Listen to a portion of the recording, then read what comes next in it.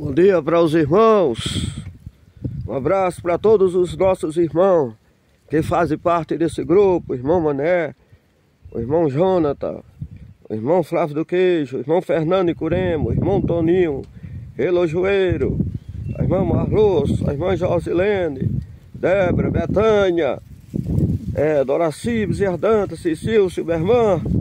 Um abraço para todos que fazem parte desse grupo, em nome do Senhor Jesus. Irmão, estava lendo aqui na palavra do Senhor, glória a Deus, aleluia. Uma parte que diz assim, irmão, o Senhor Jesus, na noite em que foi traído, ele estava num lugar de oração, de consagração, chamado Jardim do Getsemane. E ali estava com os seus discípulos, com os seus apóstolos, estava em oração.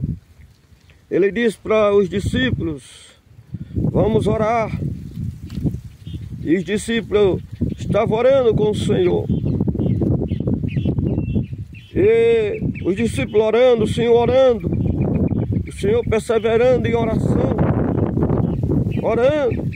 orando e orando ao Senhor. De repente o Senhor se levantou da oração e foi olhar como é que estavam os discípulos, se ainda eles estavam orando. E quando chegou lá, os discípulos estavam dormindo, cansados, os olhos cheios de sonos, fadigados. E ali o Senhor disse para ele, levantai-vos, a carne é fraca, mas o espírito está pronto. Levantai-vos e orai e vigiais, para que não entreis em tentação. Irmão, a mensagem está aqui nessa palavra, levantai-vos e orai e vigiai, para que não entreis em tentação. A carne é fraca. Irmão, glória a Deus. Aqui o Senhor Jesus está nos ensinando uma lição preciosa para nós vencermos, para nós sermos vencedores segundo Deus. É vencedor segundo Deus, não é vencedor segundo eu, nem vencedor segundo ninguém, nem vencedor segundo o mundo. Quando Jesus estava ali na cruz do Calvário, para os apóstolos, para os discípulos, para a família, para a religião, para o mundo, para todos, Jesus tinha sido derrotado, estava morto, foi preso pelos seus inimigos. Ele zombava de Jesus, dizendo, salvou os outros, e agora não pode salvar a si mesmo.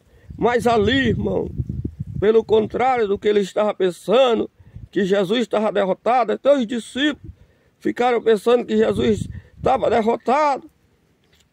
Mas ali foi a maior vitória de todos os tempos. A vitória que mudou o mundo, que muda a nossa vida, que muda o rumo da história. A vitória maior de todos os tempos, é inimaginável. Não tem palavra para descrever esta vitória do Senhor Jesus sobre todo o mal. Ele venceu ali na cruz o diabo, o inferno, o demônio, a carne, o mundo. Venceu todos os inimigos com aquele ato lá na cruz. Foi a maior vitória. Satanás fez de tudo para impedir que Jesus fosse à cruz, mas ele foi. E quando Jesus estava ali na cruz, ele quis inverter a verdade em mentira.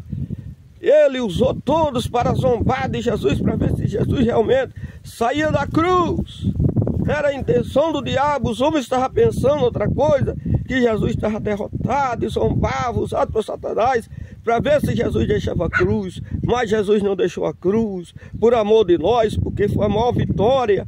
Ali nós somos mais do que vencedores, sobre todo mal, sobre doença, sobre todo tipo de problema. Mas é necessário uma coisa, irmão, que Jesus nos ensinou com a lição ali, lá no Jardim do Getsemane, quando ele disse aos discípulos, levantai-vos e orais, para que não entreis em tentações. Quando ele disse, levantai-vos e orai, irmão, porque a maior parte de nós, ou todos nós em geral, o ser humano, vive numa dormência, numa sonolência.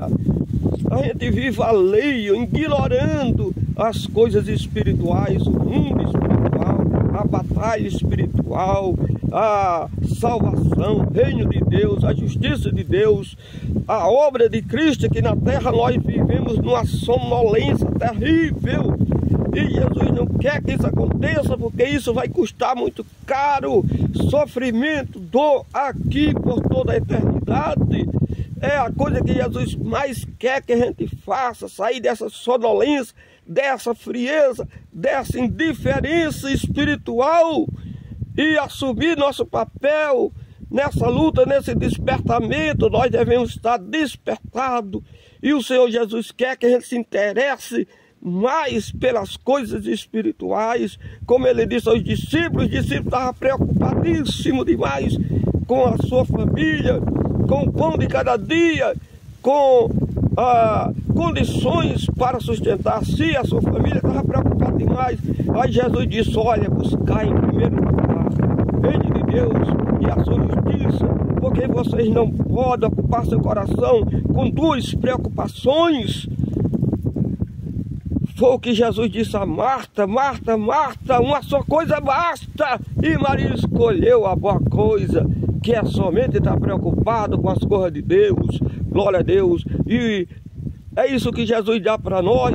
Ele diz: se você estiver buscando sempre, o seu pensamento estiver ocupado no reino de Deus e desprezar toda a correria, todas as preocupações passageiras dessa vida, e todo o seu coração, toda a sua vontade estiver preocupado com as coisas de Deus, com o reino de Deus, com a sua vida espiritual, o Senhor Jesus diz: eu cuido de você com relação a tudo.